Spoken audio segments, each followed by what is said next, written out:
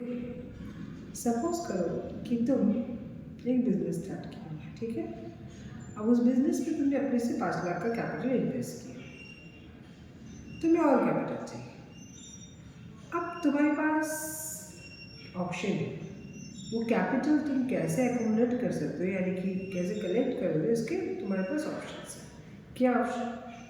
First option ये है कि तुम पूनम नाम यानी कि मुझे अपने पार्टनर बना लो, मैं तुम्हें 5 लाख और दे दूँगी, या जो भी तुम्हारे रिक्वायर्ड अमाउंट है वो मैं दे दूँगी। केस समझ में आया? तुम एक बिजनेस स्टार्ट किए हो, 5 लाख रुपये इन्वेस्ट कर चुके हो, तुम्हें और पैसे चाहिए, तो पैसे तुम कहाँ से कलेक्ट करोगे? इसके लिए फर्स्ट ऑप्शन मैंने ये बताया कि तुम पूनम मैम को यानी कि मुझे पार्टनर ले लो, मैं तुम्हें तुम्हारी रिक्वायर्ड अमाउंट जो भी है, जो तुम्हें चाहिए वो दे दूँगी। बदले में मुझे ओनरशिप मिलेगा। बदले में मुझे क्या मिलेगा? मुझे मिलेगा ओनरशिप। ओनरशिप मिलने का मतलब ये है कि आगे जाके तुम उस बिज़नेस से, जो कि तुमने स्टार्ट किया, ठीक है, तुम्हारा आइडिया था, तुमने इन्वेस्टमेंट किया, है ना, उस बिज़नेस में आगे जाके जो भी प्रॉफिट होगा उसका शेयर मेरे साथ भी करना पड़ेगा। समझ रहे हो? ठीक है, प्रॉफिट शेयर करना पड़ेगा मेरे साथ।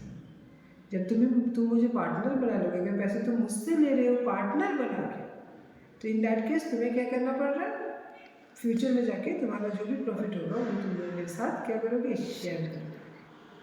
ये तुम्हारी तरफ से एक प्रॉब्लम की बात है ना, जो शादी ने बिजनेस स्टार्ट किया अपना, और कितना अच्छा से उसका आइडिया हो, उसमें उस आइडिया से पैसे जनरेट, प्रॉफिट जनरेट करे, वो मैम के साथ बांटना पड़ेगा, इसलिए क्योंकि मैम से पैसा लेकर उनको पार्टनर बना दिया गया, ठीक है। अब अच्छी बात क्या चीज़ है, क्या हो सकता है इस चीज़ का? ये जो तुमने मुझसे मतलब पैसे लेके मुझे पार्टनर बना दिए हो, इसका अच्छी बात क्या है कि आगे जब अगर लॉस होता है तो उस लॉस को मैं भी बेयर करूँगी, है ना। और एक अच्छी बात ये है, एक तुम्हें कोई फिक्स्ड रेट ऑफ इंटरेस्ट देना नहीं पड़ रहा है, क्योंकि तुमने तो मुझे ओनर बना लिया है। तो अगर फ्यूचर में जाके तुम्हारा बिजनेस में लॉस हो रहा है, इन दैट केस मैं लॉस बेयर करूँगी, बेयर तो करूँगी ही करूँगी, और उल्टा तुम्हें कोई इंटरेस्ट भी नहीं देना पड़ेगा। तो ये तुम्हारे लिए क्या है? ये सेकंड पॉइंट जो मैंने बताया ये अच्छा है। पहला वाला पॉइंट तो ये था कि तुम्हें प्रॉफिट शेयर करना पड़ेगा, जो कि तुम्हारे लिए अच्छा नहीं था। सेकंड वाला पॉइंट ये था कि यस, तुम्हें मुझे कोई इंटरेस्ट रेट नहीं देना है, क्योंकि तुमने तो मुझे ओनर बना दिया, तो इंटरेस्ट तो नहीं देना है, किसी रेट में इंटरेस्ट देना नहीं है। दूसरा ये बात है कि आगे जाके फ्यूचर में बिजनेस में लॉस होता है तो उसको मैं बियर भी करूँगी, है ना। तो ये जो सेकंड वाला चीज़ है वो तुम्हारे लिए अच्छा था, पहला वाला नहीं था, ठीक है। ये फर्स्ट ऑप्शन, अगर तुम मुझे ओनर बना के मेरे से पैसा लेते हो तो, ठीक है, यानी पार्टनर बना लेते हो तो। सेकंड वाला ऑप्शन ये है कि तुम मुझसे लोन ले लो, तुम मुझे पार्टनर मत बनाओ, ओनरशिप मत दो, तुम मुझे एक लेंडर बना के मेरे से क्या करो? लोन में पैसे ले लो, ठीक है। अच्छी बात ये है कि अब जब तुम मुझसे पैसे लोगे तो तुम्हें ओनरशिप नहीं देना पड़ रहा है, तुम्हारे बिजनेस में मैं बिल्कुल इंटरफेयर नहीं करूँगी, क्योंकि सेकेंड केस में जब मैंने तुम्हें पैसे एज लोन दिया है, तब तो मैं तुम्हारा लेंडर हूँ, यानी कि ओनर नहीं हूँ बिजनेस का। तुम्हारे बिजनेस में मैं कोई इंटरफेयर नहीं करूँगी, ठीक है। और तुम्हें जो प्रॉफिट होगा उससे हिस्सेदारी भी नहीं मांगूंगी।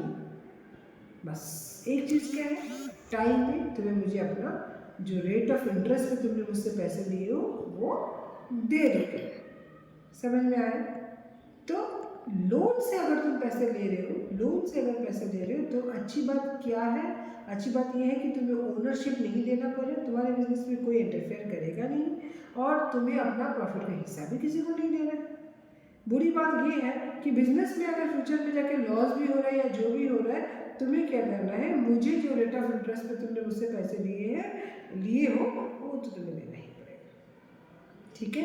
तो फर्स्ट वाला जो केस था, जब तुमने मुझे ओनर बनाया था, उसे हम कह सकते हैं इक्विटी।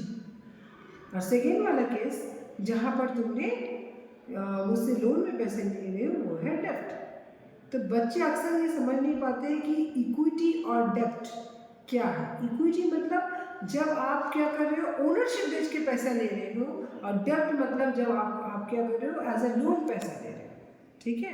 और ये जो तय करना कि तुम इक्विटी लोगे या डेब्ट के माध्यम से पैसा कलेक्ट करोगे, तुम्हें जो कैपिटल चाहिए या एक कंपनी को जो पैसे चाहिए होता है वो इक्विटी के माध्यम से लेंगे कि डेब्ट के माध्यम से लेंगे, यानी कि ओनरशिप बेच के लेंगे कि एज ए लोन लेंगे, ये डिसाइड करने का ही डिसाइड जो करना होता है इसी को कहते हैं क्या, फाइनेंशियल डिसीजन। ये क्या है, ये फाइनेंशियल डिसीजंस के अंदर भी पड़ता है, ठीक है।